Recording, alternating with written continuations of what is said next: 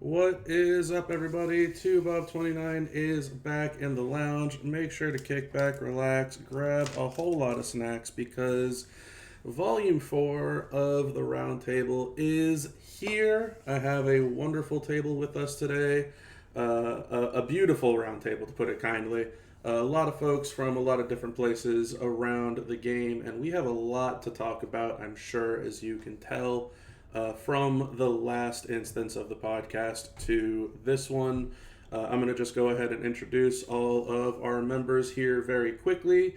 They will read you off their name and where they're from, just so you can get familiar with their voice, which you'll be hearing for the next couple of hours. The first up person that I have with me is Bunders2024. Hello everyone, I'm Bunders and I'm from the new ministry. Next up, I've got Mr. Evolution X. Evo here on the 10-month journey to get Brutus fixed since his release.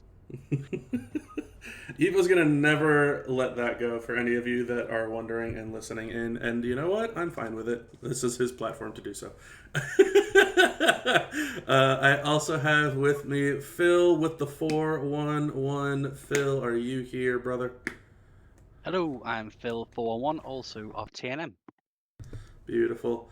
I also have one of the OGs of the podcast, one of the main reasons that I was happy enough to bring this podcast back, and so stoked that he gets to join us for a second consecutive week. It is the sensei himself, Sensei Kreese. Sensei Kreese here from You're on the List, and I've been waiting 2 weeks for this. And last, but certainly not least, obviously on the list and in all of our hearts, the one, the only, Southside Envy. Southside Envy, also from You're on the List, and let me say that welcome package has been great. Yeah, that's right. I heard that you are no longer part of the nudists. It sounds like you've put some clothes on. You got a welcome package down over there and being on the list. So congrats to you. I'm happy that you made it out of free agency. Let me just say, I did not leave the nude ministry. I went on a walk to get milk, and I will be back eventually when I find that milk. I don't know how comfortable I am listening to you talk about finding milk in the nude. But you know what? That's neither here nor there. We have plenty of things to talk about on the podcast today. Just to give a quick little rundown, we are going to go through the end of Zombies Month, the start of this new month, and a lot of things that have happened in between. So we're going to kick it off with the end of last month. Let's talk real quickly about how everybody felt the Zombie LA Knight Flash feuds went. Last time we were doing the podcast, we had already gotten through the first Flash feud. We didn't start the second one as of yet until about halfway through the podcast, and we had a couple more to go that weekend. Zombie LA Knight, definitely a very expensive chase character. The feuds were not, to me, I think, too terrible. It was actually fairly friendly for a lot of folks from what I remember in regards to how many top lanes people had, how many middle lanes people had. I was very curious what everyone thought and felt about the Flash feuds for LA Knight. Not just the character himself, obviously, but just curious what everyone's experience was. Did you manage to hit the 300 million milestone for those stretch milestones to get the shards? Did you think it was worth trying to get those shards? I myself, I did hit the 300 mil, and I did not get any focus striker shards, so I was very let down that I put in that much effort to, once again, 2 Flash feuds in a row, not get the shards that I was trying to play the game for. I'm definitely happy I got some shards, not happy I didn't get the shards that I was looking for, as they are typically very walled off for me, I guess, in regards of taking up certain characters. So just curious what everyone's quick hitter thoughts on the Flash feuds were. You know, I did the Flash feuds. I was feeling great. I had a top line bonus, and I was killing it that first feud. Only to find out I didn't equip my steps. So naturally, I didn't hit the 300 million mark because I didn't equip my steps. How does this happen all the time? They really need to just make these steps go right in. I don't need to keep on equipping them every time I get one. That's a pain. I keep on forgetting, and nobody taps me on the back and says, "Hey, Southside, equip your steps." That's a tough one. I don't even know if I have an answer for that one. That was just a tough one, Henry. Happens all the time. Well, I guarantee you will get reminders and you're on the list because we have one of our players that all the time forgets to equip them, so he usually gets reminded at least once or twice every feud. I need that. But for me, flash feuds are usually better than the regular feud like this weekend just because I work Saturday nights and my job is a poker dealer / supervisor. So I don't usually go for 300 million, but I did hit 200 million, and I know this is just me being me, but like as much as I need those shards really aren't an incentive for me to go for 300 million because that's a lot. To go from 200 to 300 is a lot. It's a lot of work. Yeah, because at that point, you've kind of gone through all the CSS, right? Where you've gotten up to that point, and now it's just a grind to get there. I mean, as someone who has all the CSS typically for the most part, and I find feud to be fun. I don't hit the 300 million because I'm trying to. It just happens, right?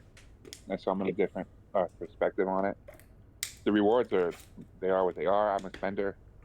I don't really need shards. I'm more doing it for faction reasons for us to score. I was checked out that weekend as it was anyway. I had gotten a night 2 weeks or 3 weeks earlier after some insane decisions, and then it was just it was a weekend of it just had something to do. So feud was feud. It wasn't that bad. I am happy that we haven't had any major issues with feud in the past couple months that I remember. We're used to have play issues all the time, so at least that's a positive note about it. Yeah, I think the stability of feud has definitely increased for sure. I know that used to be a huge issue with red rings or not finding opponents and all that type of stuff, but thankfully that seems to, and I'm not trying to jinx it, but thankfully that seems to have worked itself out. Too late, you already did. Bunders, talk to me. How was your outlook on this feud, on the Flash feuds from 2 weeks ago for Zombie LA Night? Yeah, so it wasn't too bad. I come from a different perspective of what Evo does in terms of the fact that I generally don't have a lot of the CSS, and I didn't have any of the CSS on the fourth Flash feud. So my target was to hit 200 million. I did hit about 225, which I was happy with. The shards are neither here nor there really. So I was pretty happy all around with where I got to. The whole LA Night conversation is a bit different. I wasn't so happy with that. So, we'll come to that a bit later. That's fair. That's fair. Phil, any thoughts on Flash feuds? 300 mil battlegrounds. Yeah. So for me, certainly with the line bonuses, I thought these were a little bit easier than previous ones. I'm not normally somebody who would have top line bonus ever, but for 3 of the 4 this time round, I did. So I thought they were a little bit nice to us on that. Also, bundles will know this problem too. Being in the UK, feuds 1 and 3 are typically overnight for us, so they tend to be a case of sort of CSS and go back to sleep. Yeah. Also, I stopped at 200. Like someone said just a little few minutes ago, the 300 for some extra shards really isn't worth it for us. I say aside from Focus Shobo, I'm really not struggling for shards. It's typically coins, TPs, and tokens that would stop me from being able to work on a poster. Usually not shards, so not worth it for me. Fair enough. I'm Before glad we you said about. go on, Sorry, Butters. Rob. No, you're fine. I was just going to say, glad you said about Flash Food 3 because I did forget that. And that one in particular, we're starting at 2 a.m. and finishing at 8 a.m. whether you're a late stay upper or an early riser, you can't really get anything done on that one at all. So that's a bit disappointing that they decide on those times. I don't know who we need to speak to, but it'd be great if they could change that particular one slightly. Yeah, the Try and timings are tough. It doesn't matter what they do; they're going to annoy somebody somewhere in the world. Yeah. Well, yeah, absolutely. Yeah. I mean, and as someone that was checked out at the time, I do want to touch on, I do remember that blog. And the fact that almost Mullen, they told us, what, 5K cards for LA Knight? And, Yeah. Yeah. And the curveball at the end for people that either waited or planned, you know, we try and use this information as players to plan our attack for the month, and to throw that curveball at the end for a card that really is top of the line, and as a player, as a fighting and as a coach, that was bullshit for everyone. And I feel for people that kind of got screwed on that part of it. Yeah, that was definitely very tough that they went from 3,000 guaranteed for free to 2,500 and 2,500 in the premium down to, I believe it was 2,300. So they definitely hit people very hard in regards to what they could have expected when the recruit for the character is 5,000 and they're trying to market that there's 5,500 shards in the weekend contest, and then all of a sudden it just gets dropped to 4,800. It really left a lot of players kind of just in the lurch, wondering how the hell do I even try to get this guy, if that's what they're trying to chase. Which a few of us up around the top end, like you're mentioning, Evo, kind of dedicate their weekends to figuring out how to get said character, whether he's a top-notch fighter, trainer, coach, or not. A lot of us try to find a way on how to get the thing. So definitely a big frustration point. That was also, I believe, a lot of plates on that wall. That included the Piper's Power plate, the Tama chest plate, all of the zombie plates, and I know that there was some good shards on there for Indy, for Solo, for Zombie Sammy, Canadian Trish, Maxine Dupree, which I believe we actually had somebody in the faction recruit Maxine Dupree from that wall. Did anybody here get anything from that prize wall that they felt was worth mentioning? I personally didn't. Wait a second, I did.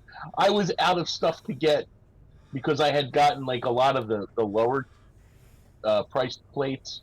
I had already had a bunch of them, so I was out of stuff, and I realized there was one card in those shards that I did not have that I could get, and now I am the proud owner of Zombie Mankind. There you go. Sensei came from the boiler room.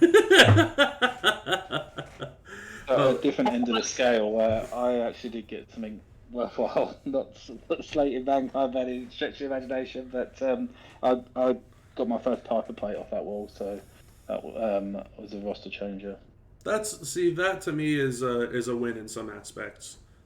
Maybe the feud wasn't the greatest experience, but sometimes the rewards can be enough to walk away with, and considering it a win on a weekend. Yeah, let me add something. They put shards in the loot, LA Knight shards in the. But can we talk about how embarrassing it was that they advertised 3 featured pulls when you buy a mega, and it could be 15 shards of a 5,000 shard recruit? Yeah, I think I would rather get 0. Like, I would rather it say +0 than +15. it was very bad.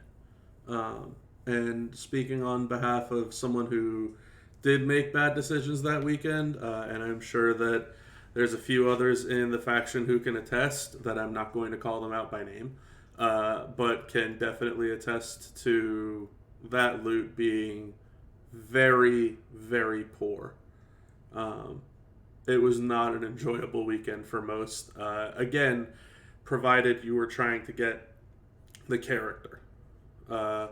And I think that there's a weird dynamic, at least for me nowadays, when it comes to events, of if you're chasing the main thing, the big bad kahuna type of thing, it's almost always a feels bad.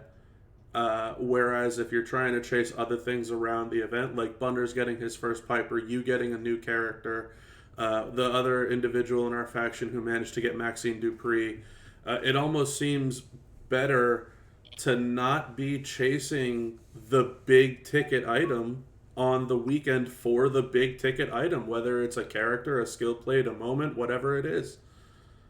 And I think that this Flash Feud weekend for Zombie LA Knight kind of drove that narrative home, at least on my aspect and my outlook. To play devil's advocate to it, I think you broke it down because you had the blog up, right? So Yep. to get the premium shards, you'd have to spend, right? Period. Yeah, and in of spending, course. and in spending to get those premium shards, if you maxed out that part of it, you would be at 4,800, which would be 200 away, and statistically really likely to have getting the shards from the loot because you got in loot. So, granted, yeah, you can get it. That it is so gross though to me to not have that guarantee of if I spend this amount, which we'll touch on with Rocky later. If I spend this amount, I get this, right? I don't like that. I really think they need to stay away from that. At least guarantee. Not that you can, but I don't know. It feels gross to say we got 4,800 for you, and good luck getting the rest Yep. for a 5,000 recruit. I don't know. Yeah. And not only a 5,000 recruit, but a 5,000 shard recruit that we're not going to be able to see anything for at least 6 months. Yeah. That's been a real tough one for a lot of players to know that this is a zombie character, and zombie characters really only come around once or twice a year if you're lucky. And that's a tough one. That's a tough one. Again, especially because of how good he is, right? Like, he's pretty effortlessly the best trickster in the game and one of the best coaches in the game. By far, yeah. And so, Doesn't like, mean he needs crap. it's tough to kind of just move on without it, right? Like, that's a toughie. That was the issue with getting the pipe plate. It was almost a consolation prize, Bob, because I was chasing Knight, as you know, and put a lot into it. Only to not get him that weekend. Spoiler: I did actually end up recruiting him the weekend afterwards.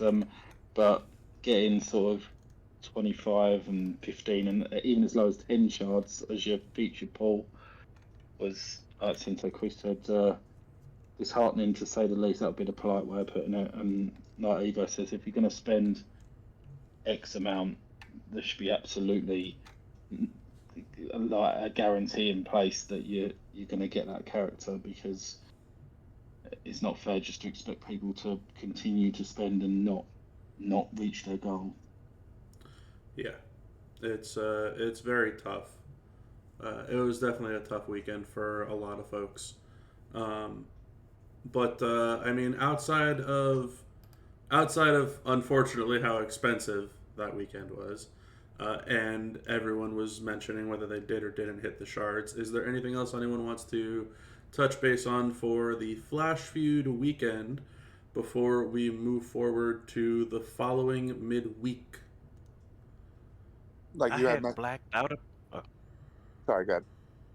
I had blacked out about that prize wall, and remember what I did. So, taking the old school 2-bob advice, I went and got the Becky shards that I didn't have to get me closer to her, because I said next week there gonna be more Becky shards available. I'm gonna get her. So I'm 165 away after getting 100 off the prize wall, and of course next week the prize wall charge for Becky are way out of reach. So I'm still on 165 away. Yeah. That prize wall at the end of it felt to me, as with the whole month, that it was just a bunch of repeated prize walls. Yes. With a few extras mixed to it. So by the end of the month, I was just burnt out on it, and I grabbed what I could, and it was what it was. But I had already seen that prize wall over and over again, and that was really disappointing to me for a month that I really look forward to. So on that aspect of it, kind of sucks. Yeah, it definitely felt very repetitive, to put it kindly. And more of that repetition to come as we move forward to the midweek. So the final week of Zombies month was CM Punk, Zombie CM Punk, the best in the underworld. And they proceeded to do a two-parter for him. What we're going to start talking about is the first part here, the Undying Spirit of Punk. Was the midweek event. There were plenty of shards of Mr. Zombie CM Punk, about 1,500 of them to be precise, if you had purchased all of the time-sensitive deals, and if you had owned the previous Zombie monthly characters, such as Brett, Bailey, and LA Knight. They had deals that were only exclusive to the players who owned those characters. Once again, talking about the repetitive nature of things, the zombie skill plates were yet again on the prize wall. However, they had even older zombie skill plates, such as the Opportuna Z plate, the Braid plate, the General's Hand, the Sheriff's Badge, etc. Things along those lines. They had a couple of the 4th of July plates as well. There was a lot of full characters on the prize wall too. Definitely some shards for people. I believe the Usos were on there, the Tusos, as well as Becky, like Envy just alluded to.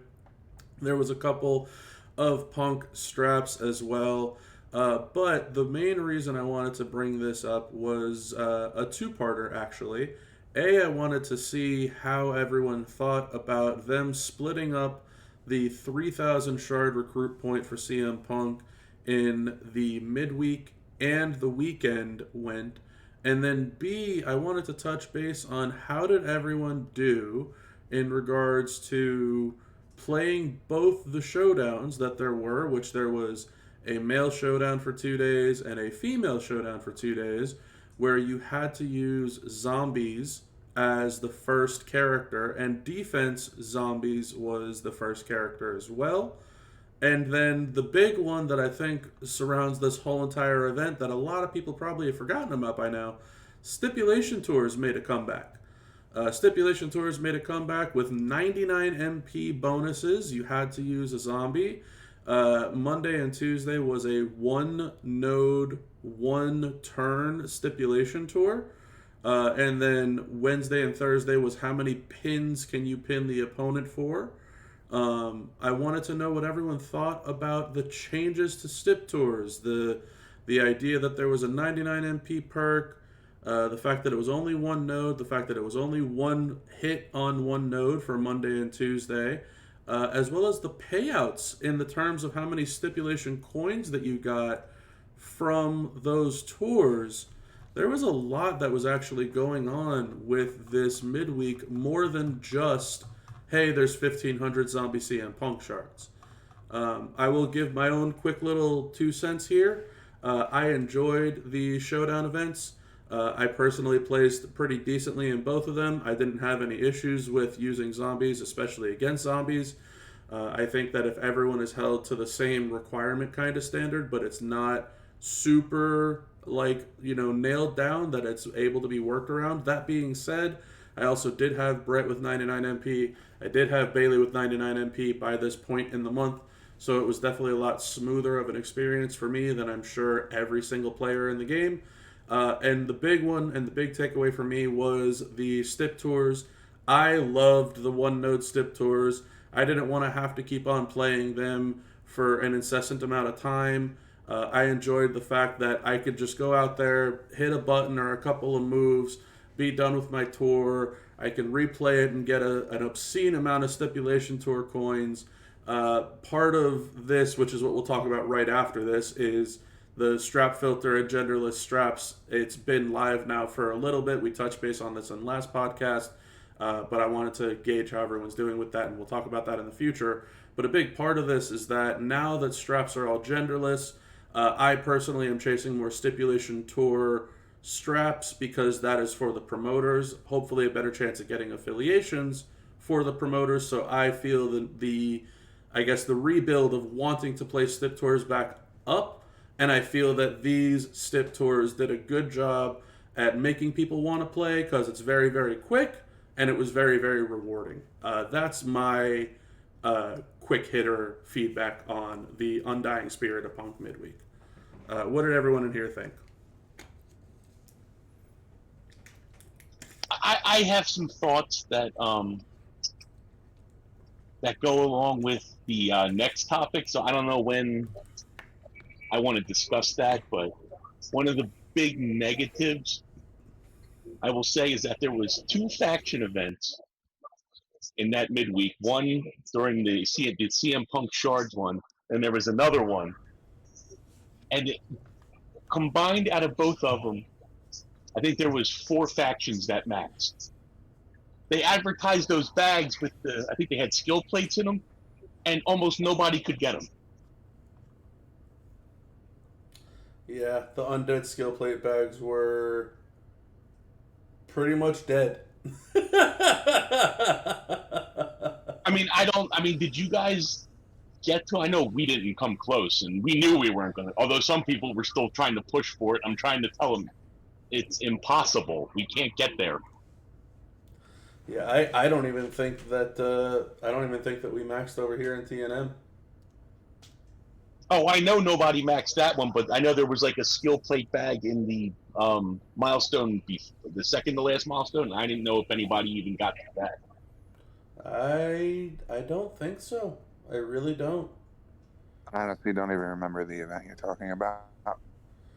And It was the event for the CM Punk shards. Like you got a certain amount, like everybody in the faction got a certain amount of points for each CM Punk shards they recruited. Yeah. And it was like the gold chest. I think was at it was at like 1 million or something, and like to max, everybody had to get 1,650 shards, and there wasn't even that many available. No, there was only 1,500 available. Yeah, I think it was something like 1,250 shards per person. Yeah. And the amount of punk shards that you can get for free was like 850, 900-ish. So yeah, it was a big boy week-long spender event that not everybody went in on, and rightfully so. But yeah, that was a tough one. I definitely don't think that they gauged that one properly. And yeah, I don't think, honestly, Sensei, I don't think that we hit even a single one of those skill plate bags. Nor do I really think it would have been worth it. No, absolutely not. Not for the spend they wanted on that. And then the Stip Tours I loved.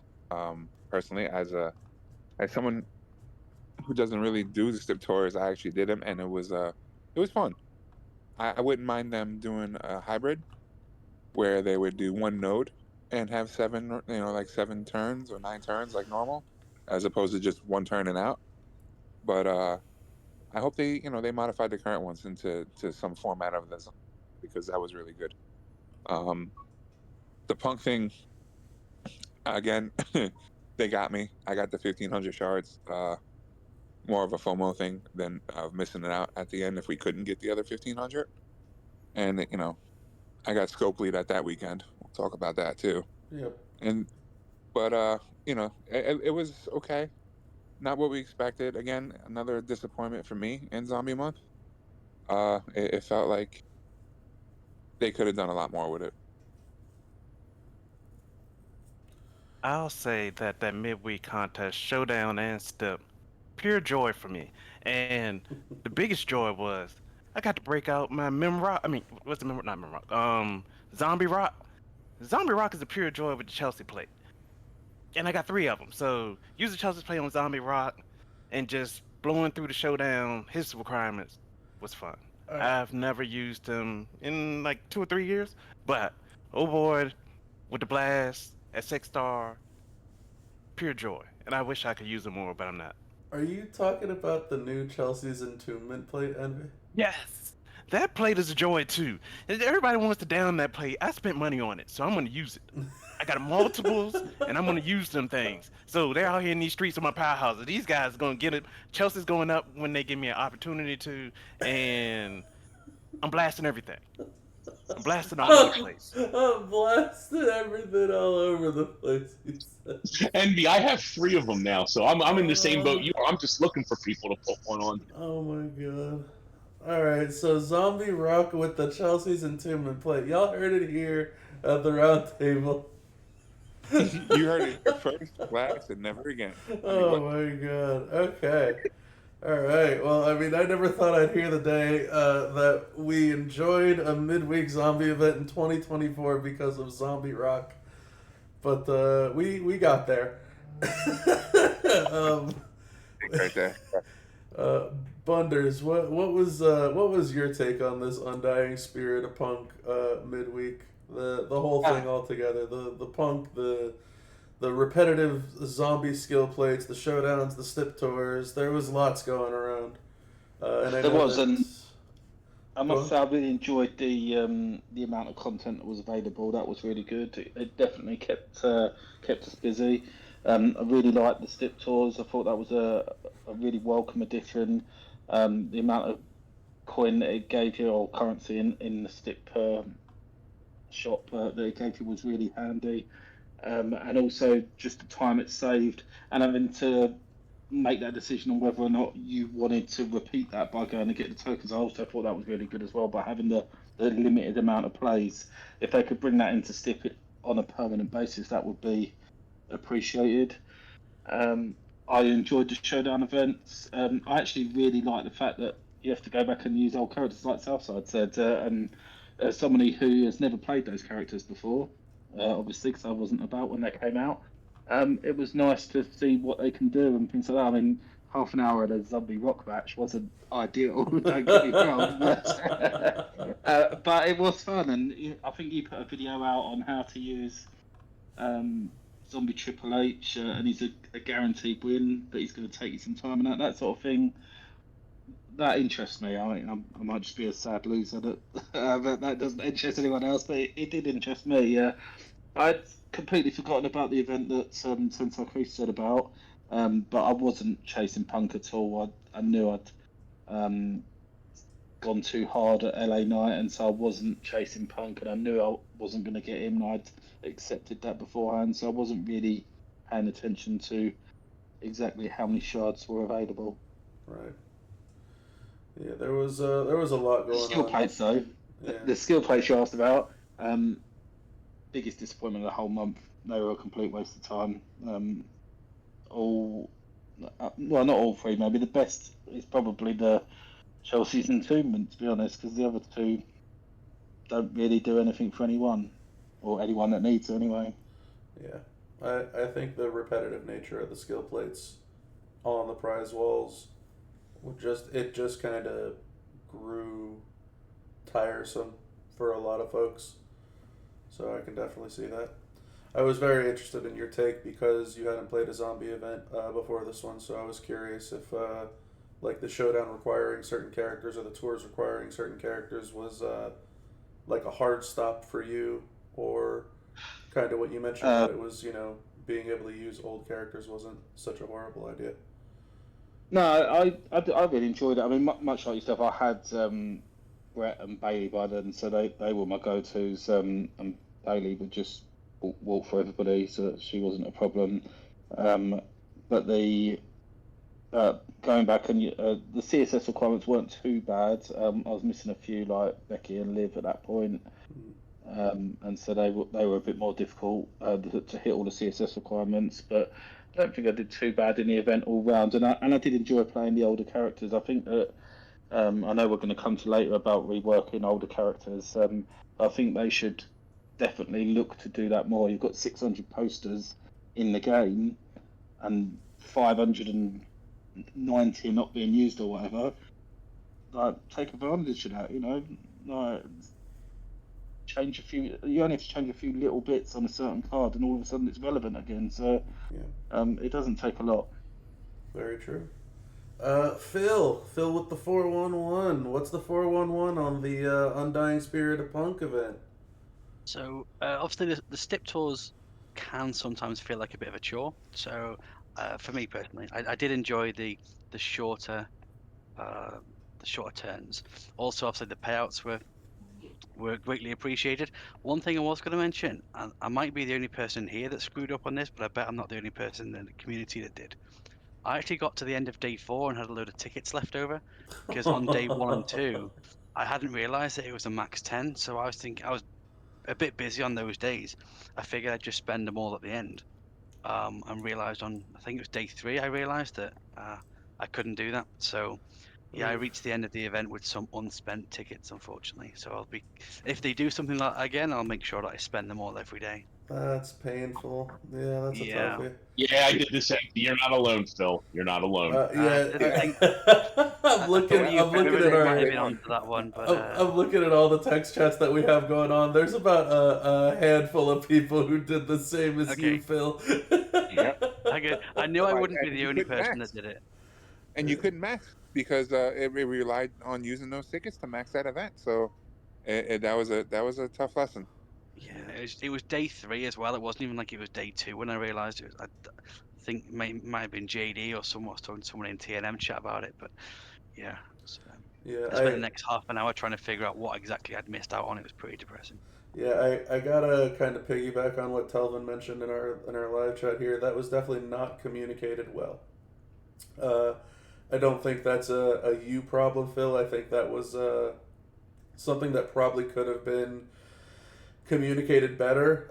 I myself didn't know that there was, a limit on that. I figured that you can kind of just go into it. I think I discovered it on stream that once you went in for free, then it was showing a ticket cost, and my, inquisitive nature was like, where the hell do we get these tickets? And that's when I noticed that you can get them from the tours, and I'm thinking to myself, well, how did I enter the STIP tour if I didn't have a ticket? And then it all kind of daisy chained together. But unless you're going through, with a fine tooth comb to sort of understand the way that the game was laying out for that experience, I can absolutely see where, a bunch of players probably missed out on using all of their tickets, which was a huge downfall because that, like we all said, from my understanding, at least everybody here enjoyed the STIP tours. That was the feedback that I'm hearing from everybody at the table and a couple people in our live chat too. I don't think anyone hated or disliked these STIP tours. And to piggyback on that, which really confused me, maybe someone can clear this up for me, is on the opposite end of that spectrum, if you had tickets, you could buy them off the wall, and you could buy them in a pack or something, but meanwhile, it was capped every day. So I don't understand why they would sell something you couldn't use either. So I think that was for the situation that if you didn't have the CSS or the characters to compete in the tours, that those on the wall that you could purchase was a bailout option. So if you didn't have Zombie Becky for the CSS for the that type of thing, then you could get them off of the wall if you wanted to run those extra runs. Gotcha. But yeah, I mean, they seem to be pretty, and again, I'm not going to say completely universally, but pretty universally accepted and, appreciated in the terms of how enjoyable those STIP tours were. I definitely feel for you, Phil, in regards to not being able to have played every STIP tour every day on the limit that they put on them. But yeah, I mean, here's hoping they bring them back. And maybe they can do a better job communicating, and if not, then maybe us as a faction can do a better job internally as a faction, kind of trying to look out for everyone to make sure that they're all aware of it. Because I think once it got past a certain point in time, like a few hours into the event, that everyone kind of already assumed that you knew what to do, that you knew there was certain CSS, that you knew that you could run the STIP tours back. For me, I didn't even know that Zombie Dragon was a CSS until I had essentially went through my hard mode STIP tours. I think it was twice. I had done it the first time, and I had reran it one more time, and I was going to go and rerun it a third time.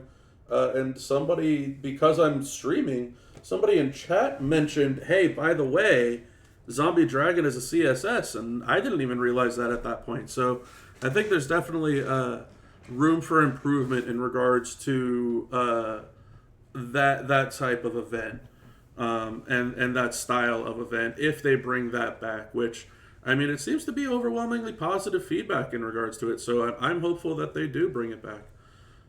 Anything else you wanted to talk about the midweek there, Phil? Before we move on away from it. No, I think that's everything I was going to mention on that one. Fair enough. I just just, have want, one- I just Yeah, want to tell a quick little funny story about those stiff tours. I found out that they were limited on Tuesday night, and the only reason why I know it's Tuesday night is because I was in the break room at work, and I looked and I'm like, I audibly said, "Oh, what the hell is this?" Right? And somebody turned around and looked at me, and I just looked up. I said, "Turn around, watch the TV. You don't need to see this." All right, that's all. Go ahead, Bunders. I think you were getting ready to say something there.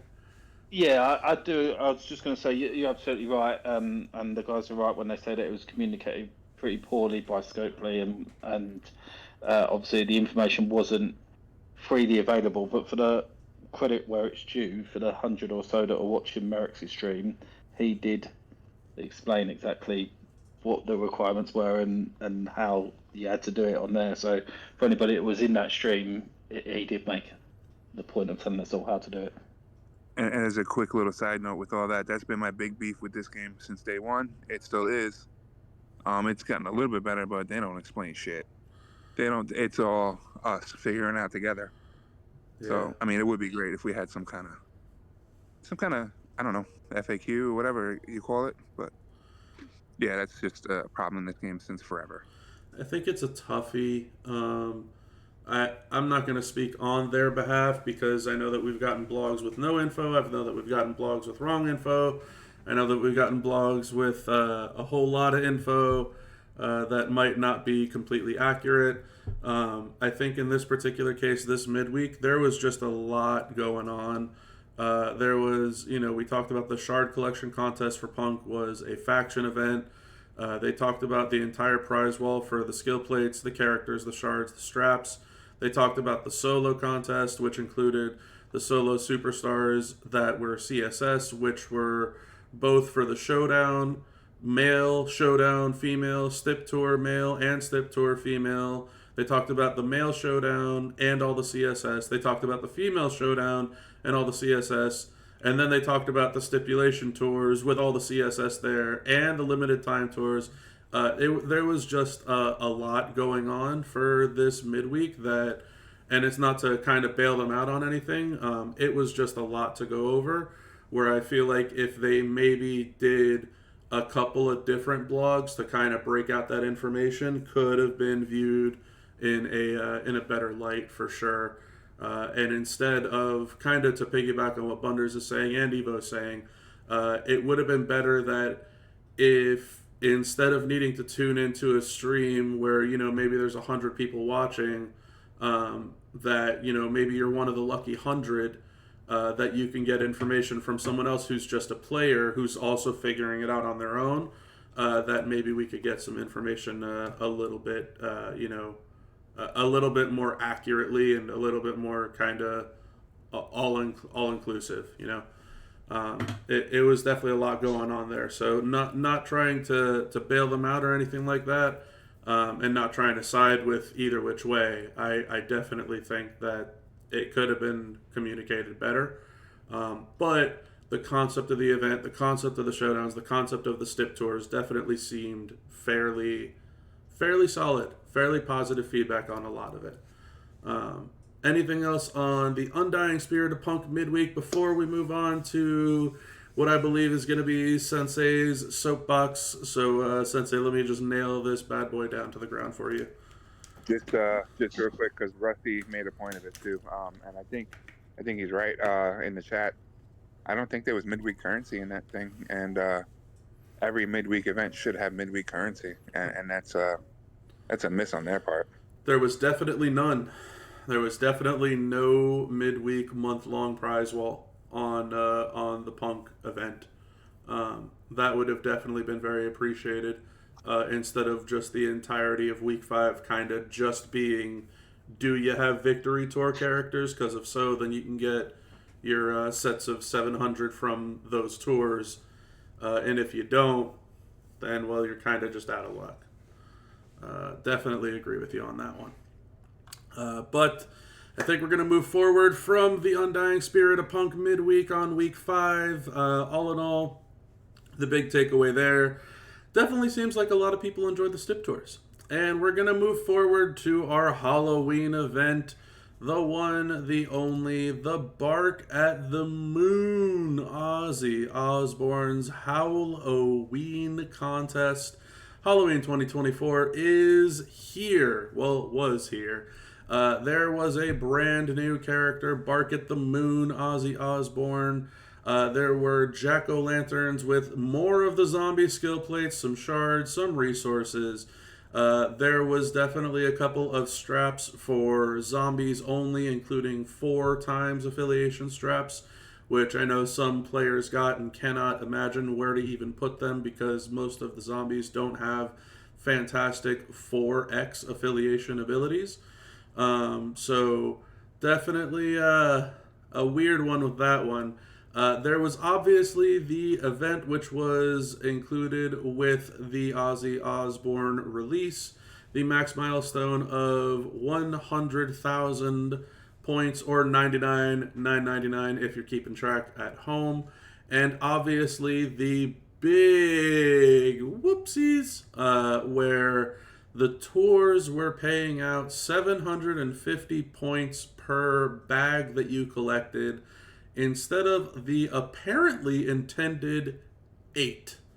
That was a huge stinker on a lot of the players.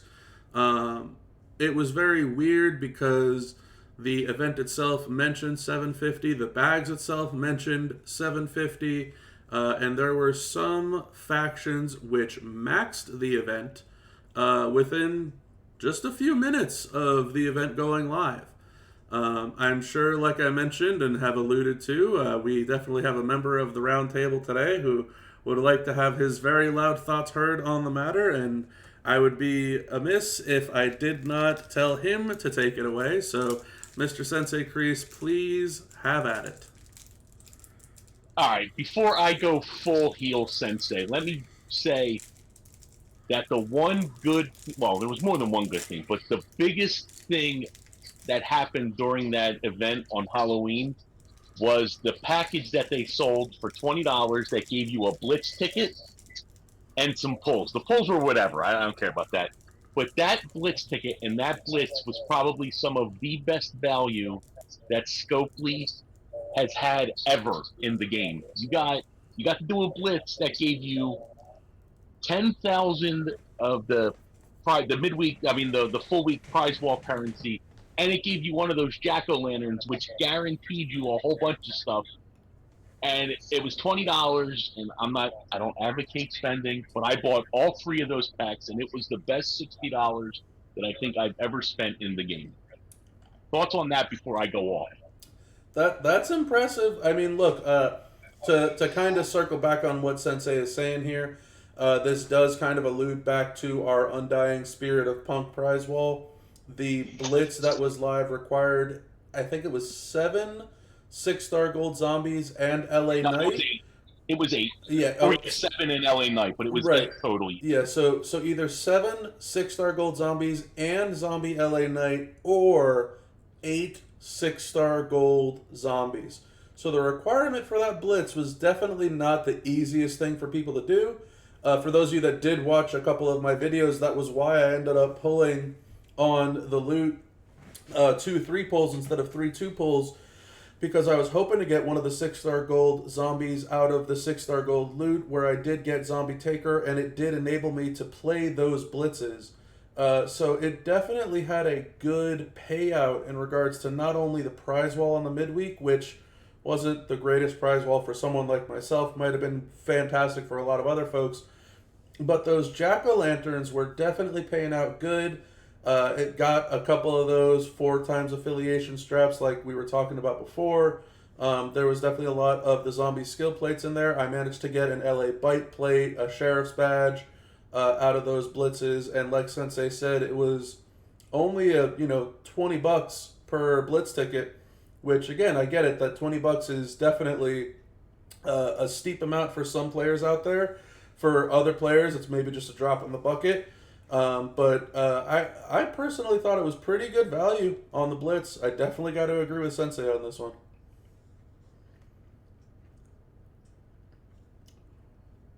If anyone else has anything to go for the Blitz, by all means go for it, because I know Sensei's about to pop off here. Yeah, get it in now, because I'm about to piss some people off. I didn't get to play the Blitz. I didn't have 7 gold zombies, unfortunately. But I did think that the $20 Blitz ticket and pools were good value. I don't think anybody can really argue with that, especially with the potential rewards that you could get if you could play it. I think, yeah, if you're spending $20 and you don't have, I mean, you probably have the zombies to do it, or you should have the ability to take it up if you're gonna spend that money anyway. So at least it was known, wasn't like something that got hoodwinked with, but it was a steep requirement for a lot of people. And again, for the rewards, other than the straps, same freaking rewards we got all month. So for me, it wasn't something I was really thrilled with the amount of prize rolls I went through already at that point. And I had a bad taste in my mouth with the whole Aussie thing. So yeah. All right, Sensei, take it away. All right, here we go. Like I said, this is going to anger some people. People listening on YouTube, people listening live, and maybe even some people in this chat. But the community reaction to this Aussie event was flat out embarrassing.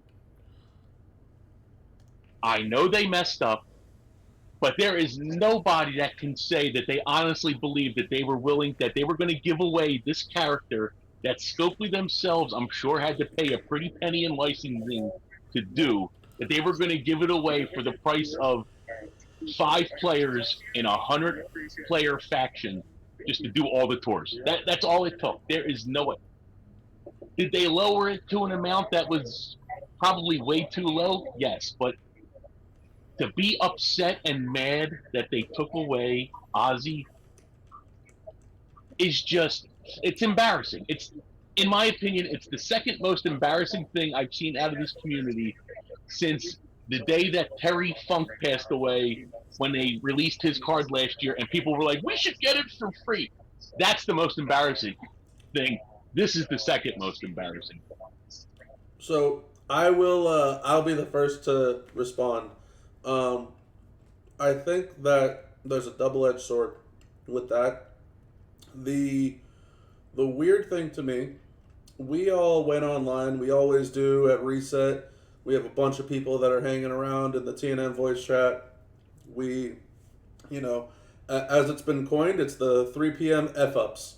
That's just kind of what it is. We almost always expect something to go haywire. When we logged in, a couple of us saw the point values of the tours and the bags, and we were asking each other, are they really giving us Aussie for free? And a lot of other people are like, what do you mean?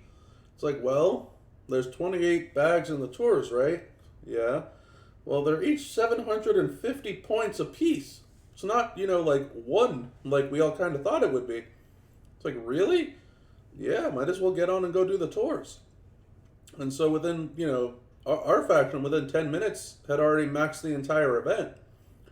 And a lot of us were confused, but we didn't really think that we were taking anything for granted when we circled back and were like, well, let's kind of think about this for a second.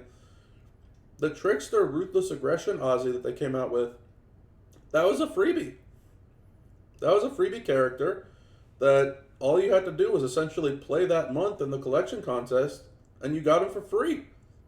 And so a lot of us just kind of thought to ourselves, well, is Ozzy just going to be a free character every time that they come out with Ozzy? Because that's kind of what it's feeling like. So it wasn't so much that we even thought we took advantage. We just thought that Scopely was giving out Ozzy Osbournes for playing the game. The backlash of everything, obviously, like when they decided to do the resolution and they took it back and all this type of stuff, like that was more of a feels bad than it was, screws Scopely and feels angry and how dare and blah blah blah. And I get it, right? Especially where you're coming from too. Like when you sit back and think about it, yeah, Ozzy's a great fighter, right? You don't want to necessarily just give him away for free. They have to make money on their license. I fully get that and respect that. But it definitely caught a lot of us off guard because it was like, well, this is the event. This is what they said. This is what the bag said. This is what the event said. This is what it all looked like. It just looked like another free Ozzy Osbourne for everybody that wanted to play. And to your point, where it was only 5 people needed, I was even thinking to myself, I'm like, this is great for the community. This could be so many people that get this guy. If they were going to make it that easy, they just would have given him away like they did with the first Ozzy. That's what I mean. And I guess the more embarrassing part was when people went on to Twitch streams of other people and just flooded with, I want my Ozzy. Like they were mad. Settle down. All right?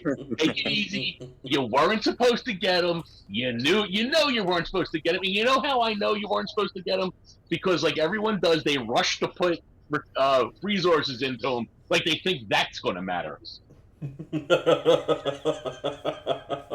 you want one thing I'll never feel sorry about is when someone rushes to put resources into a character that they know they shouldn't have, and then they lose them. That's on you, meathead. You got what you deserve.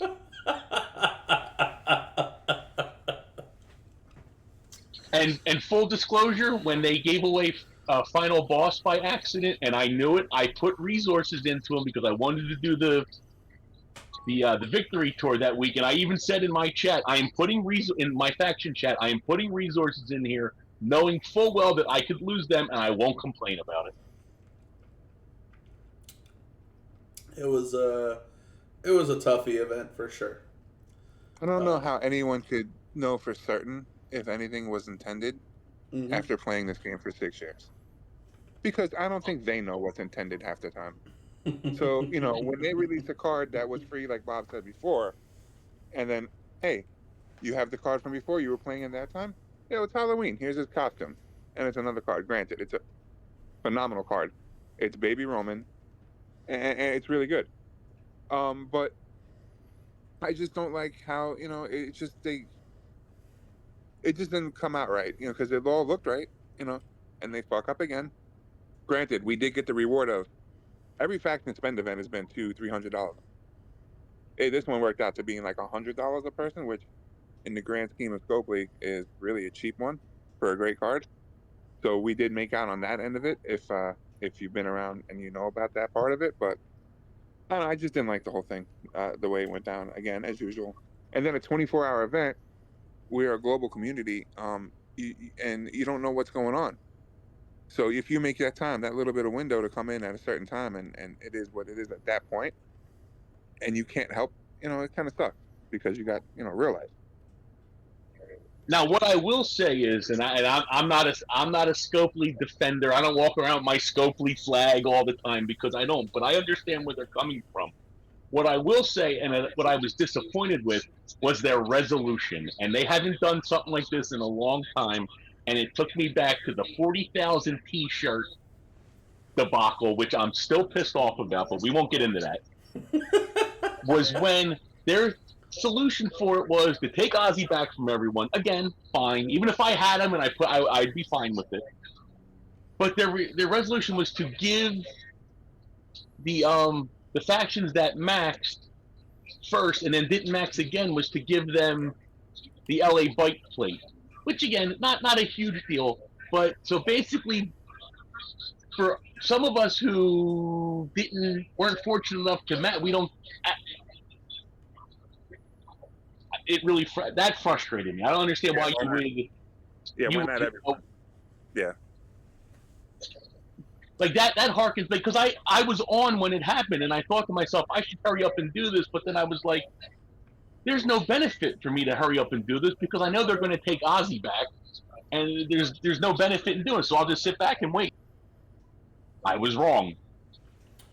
Yeah, it kind of circles all together, right? Like you don't. It's kind of what Evo said. I mean, Rusty's also in the chat. Shout out to Rusty talking about it.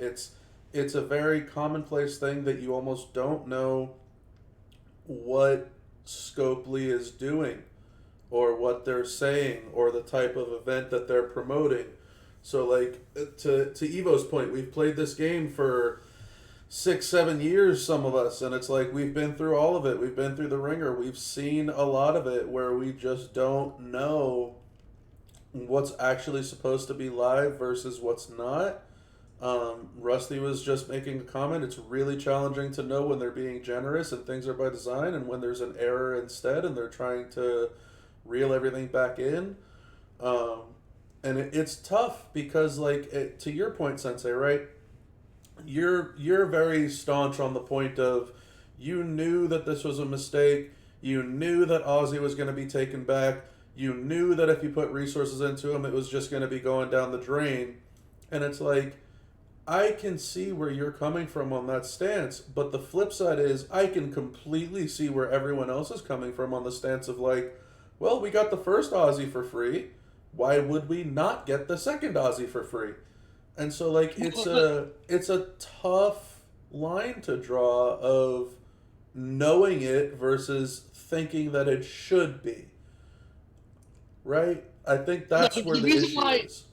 The reason why I say you should have known it is because in the recent Scopely past, anytime they did a faction event like this where every hot body had to spend together to get a certain card, it's never been given away for free. You knew you were always going to have to spend. I think the one time, the closest that we actually came to an event like this where we didn't have to spend that much was the Texina event, which I guess has now been, what, 4 years?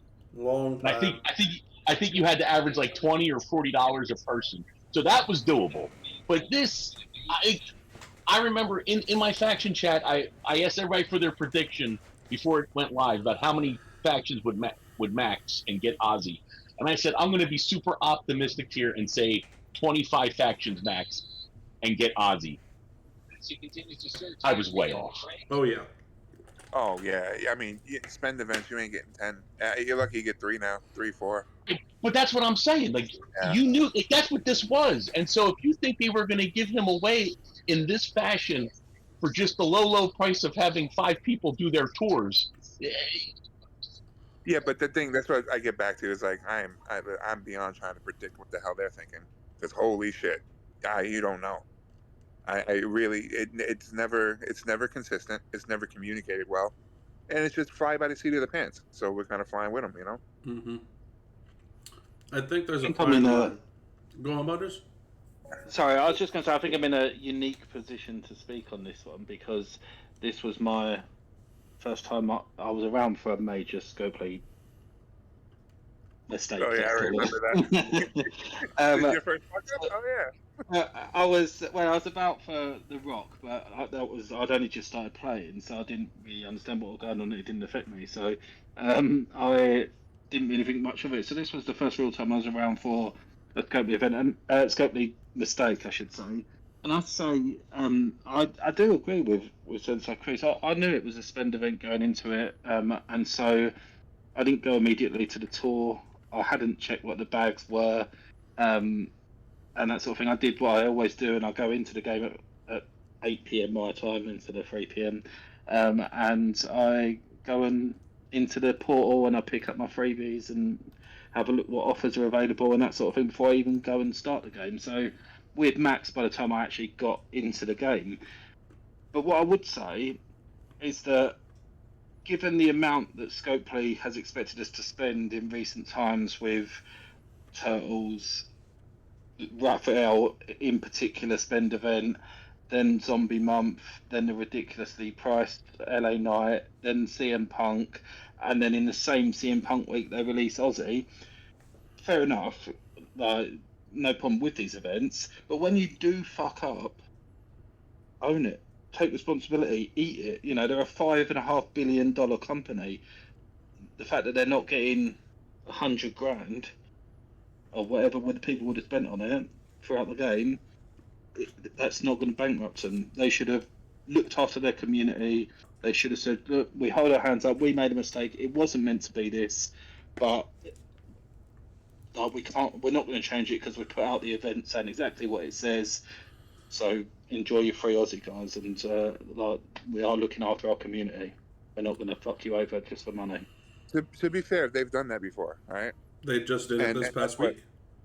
Yeah, and that's what it goes back to my original point. Is like, who the fuck knows? Who knows how they're going to respond and how they're going to react to it? It's never the same. It's no consistent reaction. Yeah. Yeah, they should be consistent. We should know where we stand. And the resolution, like Sensei Chris said, I also agree with him there. I don't think it was a very good resolution. I think that they could have come up with something much better.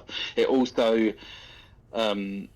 infuriated people that didn't even get the LA night or LA bike play. Like Evo said, that should have gone to everybody. Like, it's a shit play anyway. You're not missing out on anything. Anyone that's listening, it doesn't do anything for many people, and the people that it actually does do anything for don't need it. So you haven't missed out on much. But as a compensatory prize, they should have given it to everybody, not just the people that had already maxed.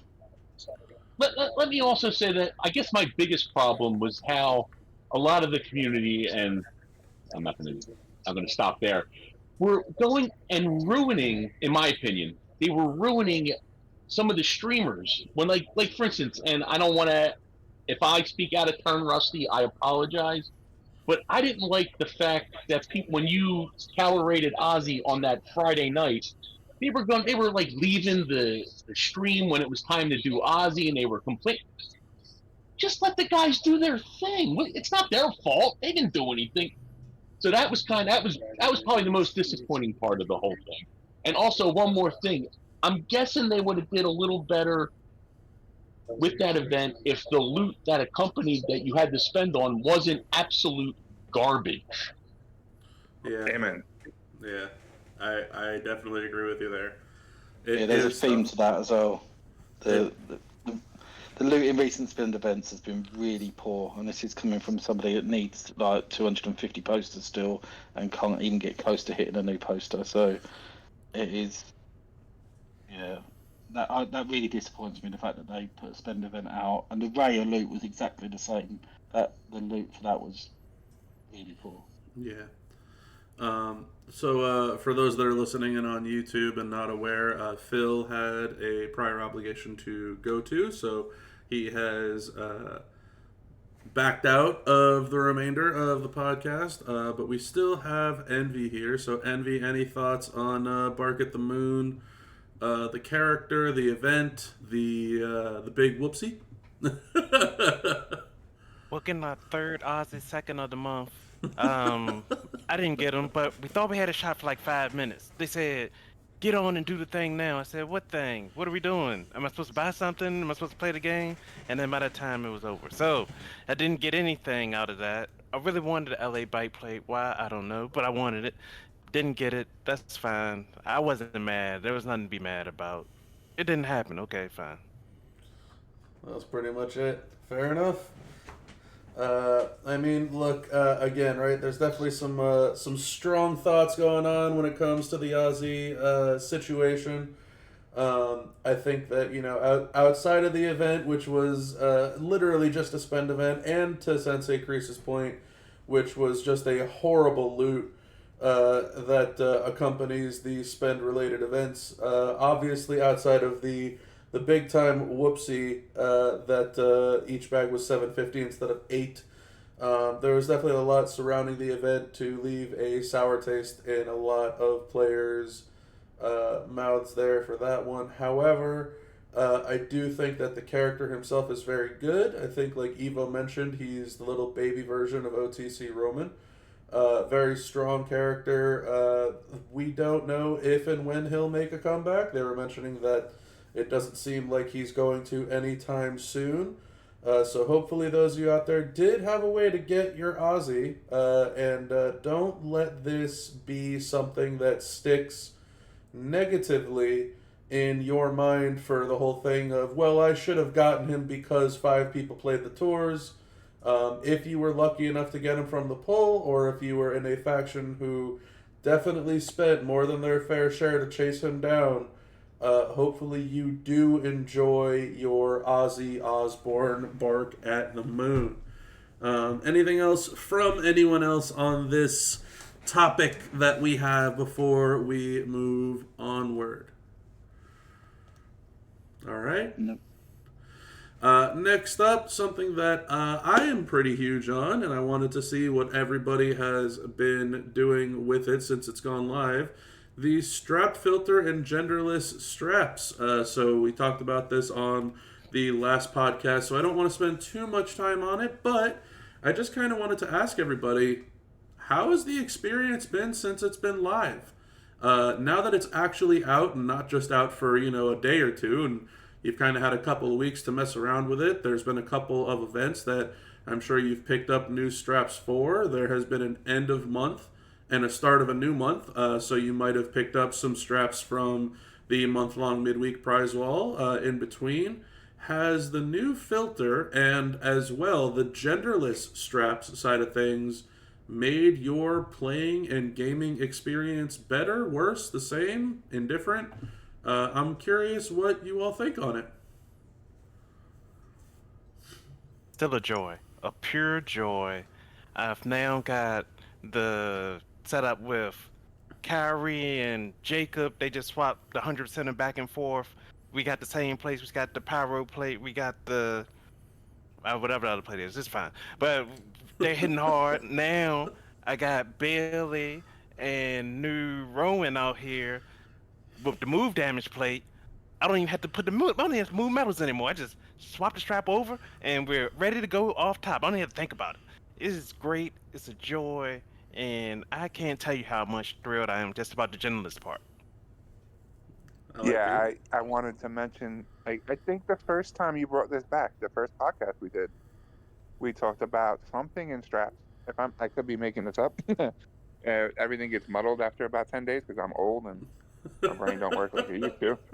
But I think one of the things we talked about either in voice or in your podcast was, man, if straps was just genderless, that would make it so much better. Where that's 50% better chances at getting anything you actually need to use. It's been a joy. It's been great. I really hope they upgrade. The one thing that's slowing me down now a little bit, me personally, is because I am a wild child with stuff, is strap parts. They really don't give enough until they do. Occasionally they'll give an event where they give a couple 100,000, but even then, 100,000 in the grand scheme of things, it's $48K, I think, to unlock a full strap. 48, 58. I think that's a legendary, and I think it's 96 for an ultimate. It was 99 to unlock an ultimate. Yeah. Yeah. So I mean, getting 100 is a drop in a bucket when you're getting all these straps now to use. So, I hope they upgrade that part of it along with the metal bits that they've done upgraded. So, but yeah, it's been a joy for me. And congrats. $5.5 million this week, Evo. Yeah. Congrats, $5.5 million. Thank you. Yeah. Yeah, what I'm going to say goes back to what we were discussing before the podcast went live. But I'm upset at myself for selling so many female straps back in the day because I'm thinking, they're never going to use these friggin' things. Let me get rid of them. Oh, 130s I got rid of. Oh my God, it killed me. Yeah, I had a few 100%ers on some random combos for females, like New Gen Acro. It's like, I don't think they're ever coming out with a New Gen Acrobat female, but like, maybe one day. And then that turns into, hey, here you go. It's a great strap for the rest of the account. But yeah, and also thank you, Evo. Yes, for those of you that are listening in live or on the YouTube, I managed to finally hit a 100% modern striker strap. So the hunt is finally over. Thank God, Bob, because now you can compete. Thank God you got I know, right?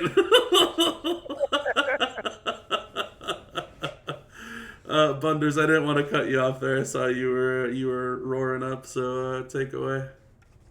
No, I was actually just echoing what Evo said about congrats. I knew that this particular part of the agenda would have been to celebrate your getting the modern striker strap. So yeah, congratulations. God, But yeah. as far as the strap fill goes, for someone like myself, obviously we're coming so soon into me playing the game.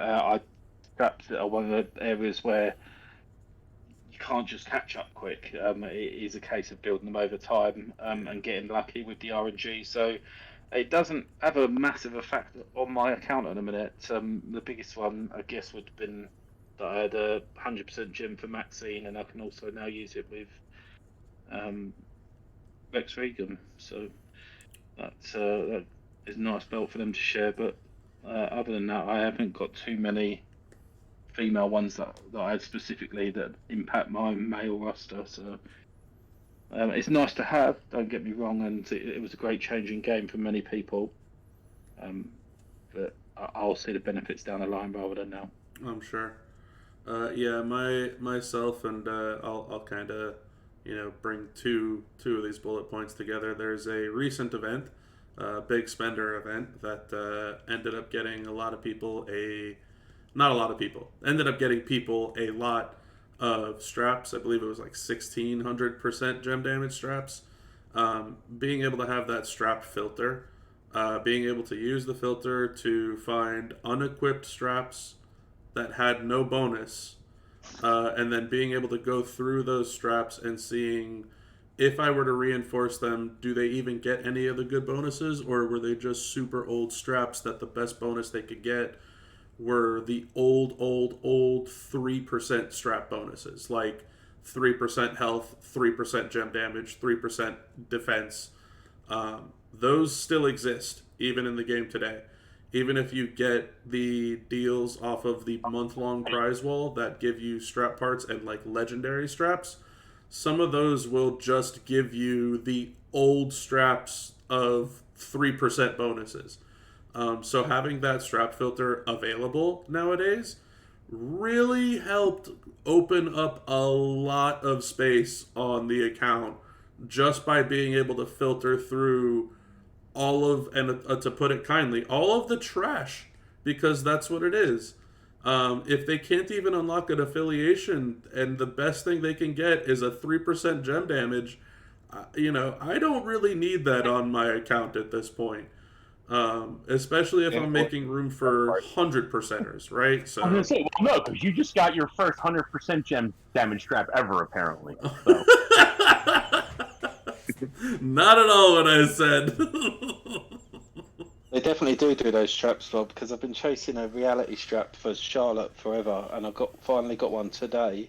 And when I went for it, was without a bonus, legendary strap, not ultimate. And when I went for them, eventually unlocked the bonus. It was a 3% move damage strap, so that's really going to help her. Yeah, very insignificant. It's so bad, but yeah. But yeah, all in all, I think the strap filter and the genderless straps, both of those updates combined, I think that's a universal win for not even just about, for everybody in the game. Even a player like Bunders who is new, I think already can see the benefits of it, as well as the benefits of the strap filter. And yes, I think that it'll take time for his account to develop to a point where it'll become more useful, but I can see that it's already become useful and a benefit to him as is. So definitely a huge win for everybody. Not worse than doing all those dip tours and rolling that chest and hitting a female striker, and you're like, mother. Yeah. Yeah, like my third IOW Becky strap, baby. Yeah, it was horrible. But all right. Anything else on the straps before we move on to the last thing for Zombies Month? We've already been recording for a while, and there's still plenty to go. But all right, let's move on to it. The last thing in the Zombies Monthly, the radioactive royalty, the Zombie CM Punk Faction Boss event. Once again, the prize wall makes a return, the infamous prize wall of repetitiveness that Evo has absolutely despised on the month, as well as a bunch of us outside of just Evo. Once again, the shards for the weekend character was subject to change. Zombie LA Knight had a subject to change on his shards.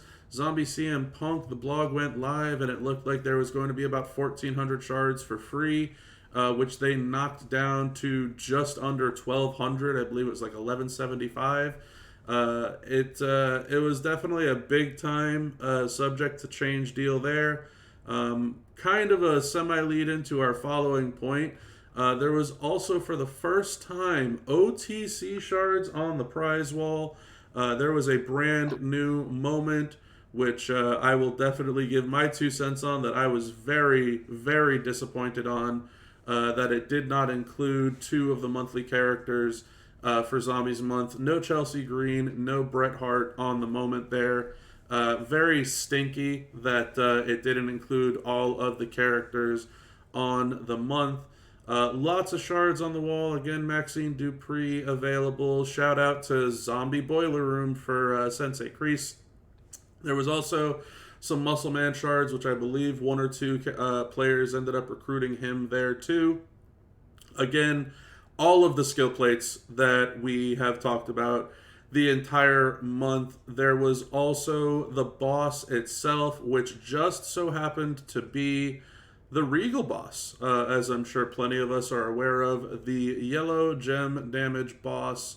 I was curious what everybody thought about the weekend, about Punk, even as a fighter. If you'd like to go into those details, is fine.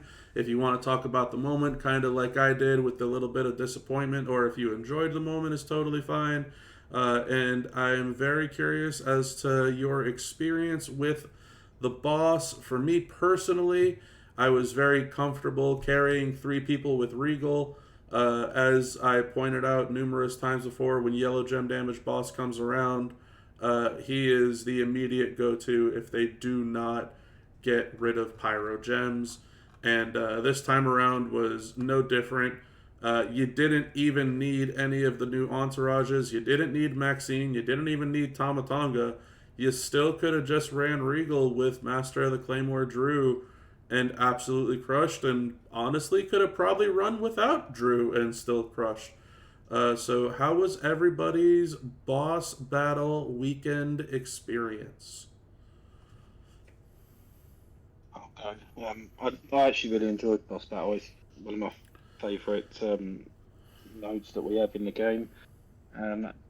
We, as a faction, we run it pretty well as well, which is always helpful. And the prize was pretty disappointing outside the moment. It was just like you said, same old, same old. So the moment was the go-to to get, which I was fortunate enough to be able to do. But I was really disappointed there was no Bret and Chelsea on it. And I was also equally as disappointed that it was pretty much a moment for CM Punk and not really anybody else on there. Well, maybe Liv, I guess, but yeah, it wasn't a brilliant moment for all of its cast, which I look at other moments and I see that it at least helps nearly everybody in the cast of characters that you need to unlock it. So I thought it was a bit disappointing as well. Yeah, that moment to me feels like they forgot, and they were like, "Oh shit, we got to throw a moment in," and here, use this, and it smells like shit, looks like shit, plays like shit. It might be a little brutal of a comment, but it is what it is. Not include. I don't know this Bret Hart you guys speak of. It was Ozzy, by the way. And he wasn't on the moment either, unfortunately. Along with the one, honestly, I really wanted on the moment was Chelsea, who could use a little bit of help to become. I mean, she's still going to be very relevant, especially in the female powerhouse game, I think. But I mean, that little bit of extra that you look forward to with the moment. That zombie moments have been great. Usually, was definitely lacking. And it kind of like, for me personally, tied into the whole month. The whole month was kind of wasn't bad. It wasn't great though. The cards are amazing. they're all fighters. They're all great coaches and entourage abilities.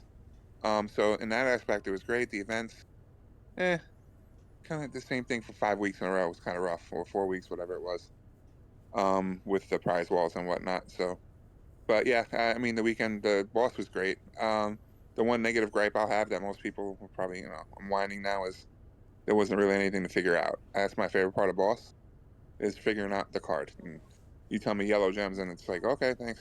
See you next time. Yeah. So. Yeah, I feel the same way about Faction Boss, but even like, and it's to the point now where it's like, well, if I don't have that card, I do have Regal, but if I don't have that, whatever that card is, someone else in the faction will, and I'll just wait and just get carried. Like Faction Boss to me, from what it could be to what it is, are on the complete opposite ends of the spectrum. So I'll just try and collect as many prize wall currency as I can, get what I can, and move on. It's just a waste. Let me just say, the global lobbies are terrible. They need to fix that. When you sign up for one lobby, like a level 14, let's say, and they send you to a level 15 for no reason, that is trash. I don't even know why I end up in the wrong lobby so many times just trying to get my CSS out the way. And then to do all that, to get like 3 deep into the bonus and still only have enough prize wall currency for a strap? Terrible. Yeah, it definitely feels like a shame. It feels like Boss could have been a lot better. I think it started out pretty fun. I think if you were playing the game when Boss first started, you saw how fun it could be. A lot of that whole figuring the character out deal was very enjoyable.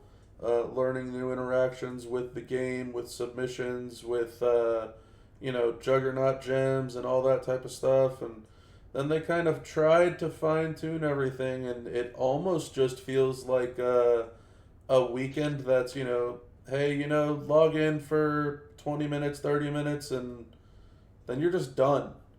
And you know what? Maybe I think I said this before, maybe a weekend off is a good thing for some players, but I also know that it gets to be a frustration point for a lot of the player base. Especially those that are trying to play the game, especially those that are trying to put the strategy in and have fun. It definitely feels very lackluster. And so, yeah, I think the fact that it's like, well, Yellow Gem Boss, there's no Pyro debuff, Regal, and you're done. And then it just becomes a whole instance of how many Regals do you have? How long does it take for people to log into the game? And that's kind of it, and then you just move on. This is something that I was trying to leave feedback on, and I don't know, I guess, how high that'll climb up the ladder, but I mean, I know I've been almost teasing it for a couple of months now. I really and truly am waiting for the boss that there is no color gem damage bonus. I'm just waiting for the boss that comes out without, a yellow bonus, without a green bonus, without a red bonus. We used to have those. I'll never forget, Pat Patterson boss was the rope break gem damage boss. Pat Patterson was the go-to for rope break gem damage.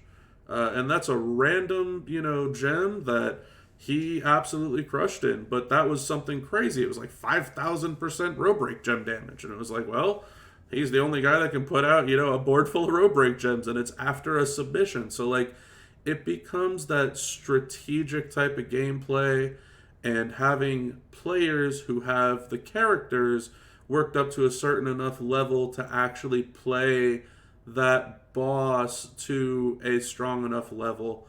And I feel like it's not moved in the right direction as time has gone on. In terms of trying to get player engagement, it's definitely, I think, driven players away from playing the game when that weekend rolls around. When Boss Battle rolls around, you log in, you either carry people for an hour or two, or you get carried, like Sensei Kreese said, in 15, 30 minutes, and then you just move on, and you're kind of done, and you just pick up what you can on the prize wall, and you just move to the next, the next event, the next week. And that's not the best situation for anybody. That's not good for people who want to play the game, and it's not good for the game to put out an event like that, which I don't want to say disincentivizes players, but it lacks an incentivization for players to want to play the game. It's in a tough spot right now. Well, see what I will say. I think part of the problem with that, and I know it's going to endear me to more people that listen to this, is partially the community's fault. Can you imagine the backlash if they made a faction boss where you couldn't beat it turn one and you actually had to use something called strategy that not a lot of people understand?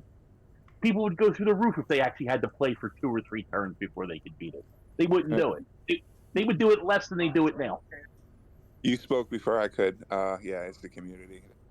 Scopely's kind of painted themselves into a corner in the fact that they listen to how, everyone has to be able to win. And, it shouldn't be. If you don't have the stuff to win, get the stuff. Work your roster up. Get better. It doesn't, it's just because you play the game doesn't mean you should be able to win. And that's a whole other thing. But, yeah. I haven't spent one piece of boss breaker currency in probably 6 months because you don't have to anymore. Yep. Like I have like 1 or 2 level 10 freeze guys, 1 or 2 level 10 health guys, and that's it. I don't know what else I have because you don't need it. Yeah, I left part of the feedback that I left in regards to boss battle. It's twofold, right? So, I really wish that boss battle didn't just cap out at 23. I really, really wish that it would go up to some absolutely asinine level, like level 50, level 100. I wish that to kind of piggyback on what you're saying, Sensei, of that you have to use strategy to beat it at level 2 or level 3.